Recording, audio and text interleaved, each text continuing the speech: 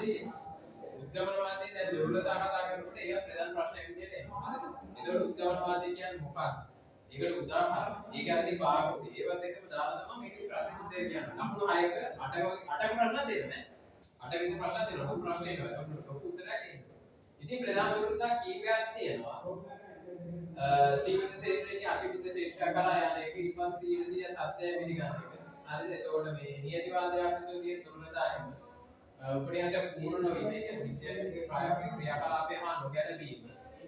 ආය උද්ගමනවාදය කියලා විතර ඒ ක්‍රමයේ විතරක් තියෙන කියලා විද්‍යාවේ කියන එකත් දුර්වලතාවය. අපි ඒක කතා කරමු. දැන් සීමිත ශේෂ්ත්‍රයේ අසීමිත ශේෂ්ත්‍රයක් කරා යනවා කියන කොහොම සාමාන්‍ය උදාහරණයක්. දැන් උද්ගමනවාදය කියන්නේ පොළොබදී නිරීක්ෂක කපුටක් කලුය, මාදලදී නිරීක්ෂක කපුටක් කලුය, ගාල්ලේදී නිරීක්ෂක කපුටක් කලුය. එම නිසා සියලු කපුටන් කළු පාට වෙයි කියන්නේ. එතකොට කොළඹයි ගාල්ලයි මාතරයි ඉන්නේ ඔය කපුට 200ක් නිරීක්ෂණය කරලා කියන්න පුළුවන් ලෝකෙ ඉන්න හැම කපුටම කළු පාටයි කියලා. කියන්න බෑ නේද? එතකොට එතනදී දුර්වලතාවය හට ගන්නවා. පොඩි ශේෂ්ත්‍රයකින් ලොකු ශේෂ්ත්‍රයක් කරා මෙතනදී කතා කරන්න දෙන්නේ. ඊගානක තමයි 100% සත්‍යය පිළිගන්න එක. ඇත්තටම අපි විද්‍යාවේ කියන්නේ යම් කිසි දැනුමක් 100% සත්‍යද නැත්නම් සම්භාවිත තත්ත්වයක. සම්භාවිත තත්ත්වයක තමයි අපි පිළිගන්නේ යන්නේ නේද? එතකොට මෙතන තව දෙයක් තමයි මෙයාලා මේ අනිකුත් ඒ කියන්නේ පුද්ගලයාට යම් කිසි ඒ කියන්නේ දකින දෘෂ්ටි කෝණය වෙනස්යයි පිළිගන්න එක මෙයාලා අත්හැරලා දාලා තියෙනවා. ඒකක් මෙතන තියෙන දුර්වලතාවය. ඒකට තමයි අපි කියන්නේ පුද්ගලයාට දකින විදිය වෙනස් වෙන එක තමයි කියන්නේ නිරීක්ෂණයේ වාද වර්ග බව කියනවා. දකින ආකාරය වෙනස් වීම. දැන් ඔයාලට මේවා අනුමත තියෙනවා හරිද? ඔය අපග්‍රහ සම්බන්ධයෙන් දැක්කොත් එහෙම ඔයා හිතන්නේ මොකද්ද? ඔයා හිතන්නේ මොකක්ද සම්බන්ධයෙන්? අපග්‍රහයේ තියෙන අප ගැනද නැත්නම් ඒක දේව ගැනද මොනවා ගැනද? කියන්නේ අප ගැනද? අප ගැන තමයි. අර ඔයා දකින්න අපවල දෘෂ්ටි කොටේ. ළමයි දකින්න අපවල. ඒකට ගස් කපන මිනිස්සුකවත් එහෙම අපග්‍රහයේ මොනවා ගැනද හිතන්නේ? දේවමේ තියෙන වටිනාකම. මේ පරිසර වේදිකේකවත් එහෙම අපයිද දේවයි දේවද ගන්නේ. ගහේ තියෙන අනිකම් ඒක තියෙන පාරිසරික වැදගත්කම වගේ දේවල්. ඒක ගහේ තියෙන විද්‍යාත්මක නාමය, විද්‍යාත්මක ක්‍රමය, ඒක කොච්චර තේරවණයක් එනවා ගහේ තියෙන. තාකින වගේ දේවල් තමයි ඒක කියන්නේ. අන්නේ විදිහට යම් කිසි දෙයක් දකින විද්‍යා පුද්ගලයාගේ පුද්ගලයාට වෙනස් වෙනවා. ඉතින් දැන් උද්ගමනවාදයේදී වගේ උද්ගමනවාදය දැන් කියන්නේ පොළොකට ගිහින් කළු පාට නිරීක්ෂණය කරගෙන දැන් පරිසර වේදී කියන්නේ කවුද කළු පාට නිරීක්ෂණය කරන්නේ? නෑ. ඒකෝට එයා යන්නේ වෙන දෙයක් නිරීක්ෂණය කරන්නේ. කවුටගේ තියෙන ජීවමය ස්වභාවයක් වගේ නිරීක්ෂණය කරන්නේ. ඒ විදිහට අරමුණ අනුව පුද්ගලයාගේ සිතේ අනුව වෙනස් වෙනවා. ඒ වෙනස් වීම මෙයාලා පිළිගන්නේ නැහැ. ඒකත් විතර තියෙන දුර්වලතාවය. ඒ කියන්නේ වාදවර්ග බව නොසලකා හරිම කියන්නේ. නිරීක්ෂණ වාක්‍ය අවිචන්දය කියලා පිළිගන්නවා. නිරීක්ෂණ වාක්‍ය අවිචන්දයයි පිළිගැනීම. අවිචන්දයයි පිළිගැනීම.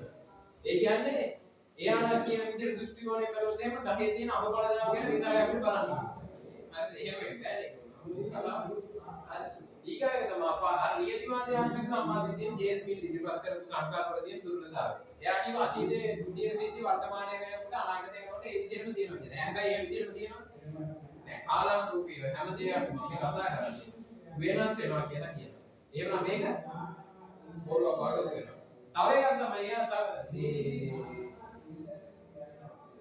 මේ හේතුඵල සම්බන්ධයෙන් ඉදිරිපත් කරනවා දැන් සමාන හේතු සමාන ඵලයක් ගෙන දෙනවා කියන්නේ. හැබැයි ඇත්තටම සමාන හේතු සමාන ඵලයක් ගෙන දෙන්නේ නැති අවස්ථා තියෙනවා. උදාහරණයක් විදිහට මේක දැන් ඔයා හිතන්න ඔයා මල් වගාවක් කරනවා කියලා හිතන්න. මල් වලට සාමාන්‍ය මල් පිපිලන්නේ හොඳට ඒක එන්නේ ඒකට පොහොර දානකොට වතුර එහෙම දානකොට නේද? දැන් වතුර දානවා කියන්නේ වතුර දානවා කියන්නේ දැන් ඔයා වතුර යම් කිසි ප්‍රමාණයක් දාන්න නැතුව ඔයා උදේ ඉඳන් රැ වෙනකම් වතුර දාන්න ගන්නවා. ඔයා දැන් ගෙදර ඉන්න දවසට උදේ ඉඳන් රැ වෙනකම් වතුර දාලා දවස් දෙක තුනක් මෙහෙම මඩ කරලාම තියෙනවා. දැන් මොකද මල් පිපෙනවා කියන්නේ නැත්තම් ඒක මුල් කුඩු වෙලා ගහ විනාශ වෙලා යනවා. ගහ මැරිලා යනවා නේද? මුල් එහෙම කුඩු වෙලා යනවා. ආගේ විදියට.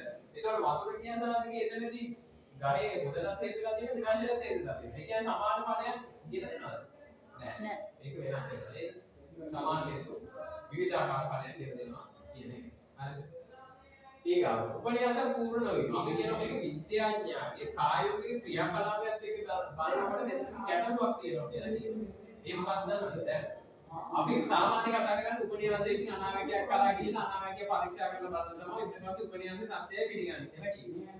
එහෙම නෑ විද්‍යාත්මක ක්‍රමයේදී මේක නෑ විද්‍යාව වර්ගීකරණ පාඩමේදී අවසානයේ තියෙනවා අපි කියන්නේ අර කවුද මේ ලුයි පාස්චර් අංශවාදී ක්ලාස් එකේ එහෙම ඒ විදිහට මේකනේ නේද ඒ වුණත් දැන් මේකෙදී ඔයා දන්නවා විශේෂකම් වලින් කියන ඔන්න උපන්යාසය ගොඩනගා ගන්න අන්තිමේට උපන්යාසය කියන්නේ දැන් తాවකාලික කල්පිතයනේ තාවකාලික කල්පිතය අන්තිමේට කොට ගෙන පුළුවන් බෑ ඒකට කවුරු මගේ හැන්ද යන්න පුළුවන් ඒක මේකේ තියෙන දුර්ලභතාවය හරිද ඊගාවට උද්ගමනවාදයේ නිශ්චිත ක්‍රමයක් කියලා කියනවා ඒ කියන්නේ විද්‍යාවේ තියෙන එකම ක්‍රමය උද්ගමනවාදය කියලා කියනවා හැබැයි මේක ඇත්තටම පුළුවන් මොකද ඇලෙක්සැන්ඩර් ෆ්ලෙමිං පෙනිසිලින් සොයාගත්තේ අහම්බේ. පෙනිසිලින් සොයාගත්තේ අහම්බේ. හරිද? එතකොට මේ නිව්ටන් ගුරුත්වාකර්ෂණ මාධ්‍ය හොයාගත්තේ කොහොමද? ගහක් යට ආගෙන ලොකට ඇපල් ගෙඩියක් ඉස්සරහ වැටලා එයාගේ තියෙන අර විශේෂ දැනුමත් එක්ක. හරිද? එතකොට මේ කෙප්ලර් එලිප්සාකාර කක්ෂය සොයාගත්තේ කොහොමද? පරීක්ෂණ පවත්වලා එකම ගාන වසර 5 තිස්සේ පුරුස් කැපුණු 900ක මත. නැත්නම් එකම ගාන පුරුස් කැපුණු 900ක. ඉතින් ඔන්න ඔය විදිහට. එක එක යන දැනුම ගොඩනගා ගන්න ක්‍රමය වෙනස් වෙනවා. ඒක උද්ගමනවාදයේ තියෙන එකම ක්‍රමය නෑ. ඒක වෙනස් වෙනවා කියන එක තමයි කියන්නේ. ඉතින් ඕක සාමාන්‍ය ලක්ෂණ 6කට දෙන්නවා, 10කට දෙන්නවා, 8කට දෙන්නවා. එන විදිය වෙනස් වෙනවා. 20 23 උද්ගමනවාදයේ සම්බන්ධයෙන් ලොකු ප්‍රශ්න තිබ්බා. 24 වැඩි අවධානය යොමු කරලා තිබ්බා වගේ දැක්කා. ඉතින් 26 දෙන්න බැරි නෑ නෙමෙයි එන්න පුළුවන්. හරි. ඒක සුද්ධාරම් වෙන්න ඕනේ.